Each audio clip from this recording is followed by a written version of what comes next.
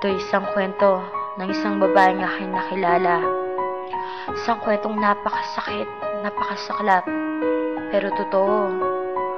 Mga kwentong nangyayari sa tao nawawalan ng pag-asa. Sana magbago na ang aking buhay na puno ng hirapan. Hirang pangarap, pangarap habigay ng munting pag-asa at dalangin. Sana ay marinig, mabigyan ang aking tingin. Buhay nga naman ay sadyang kahirap.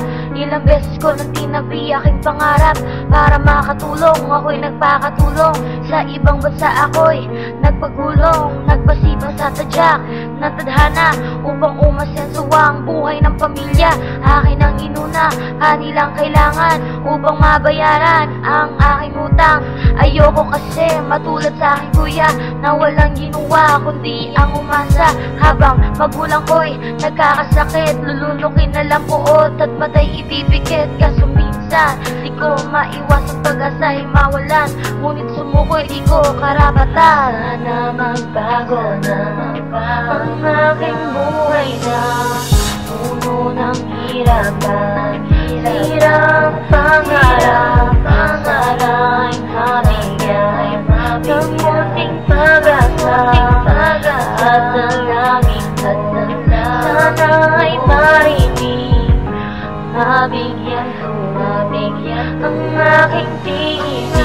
Nang ibang bansa ako dahil umaasa na baka sakali asenso'y matamasa, ngunit kapalaran ko na yata ang mabigo. Kaya't pagmamaltrato ang aking natamo, puro panloloko mula sa kapwa Pilipino at puro pambubugbog mula sa aking amo, hanggang sa nagmunga ang hinagpis. Sama ng loob kasama sa aking paglalis, at kahit walang mukha na maiharap, uuwi sa magulang na puno ng paghihirap. Kaya kahit masaklap, muling susubukan at pamilya pilit na aking iiwanan. Kaya minsan di ko na maiwas na pag-asa'y mawalan at sumuko na lang.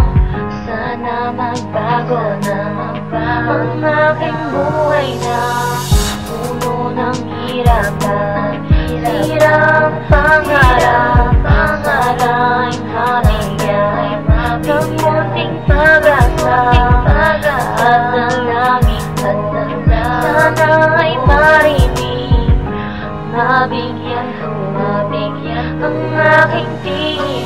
Sa wakas tagumpay, nasabi sa sarili dahil nakatagpo din ng mayamang lalaki. Ngunit mali pala ako dahil laking nalaman ko na di lang ako ang kasintahan, at ako'y biglang iniwan nung kanyang malaman na may dala na ako sa aking sinapupunan. Ang masakit pa doon na di ko matanggap, mga magulang ko di na mahagilap dahil bahay namin natabunan ng lahat ng gamit ko, lahat ng aking pinundan. At ang kuya ko'y matagal na palang patay, natagpuan na lang siya sa kalye nakahandusay. Kaya't ngayon walang iwas na magawa dahil suko na ako at di na lang aasa.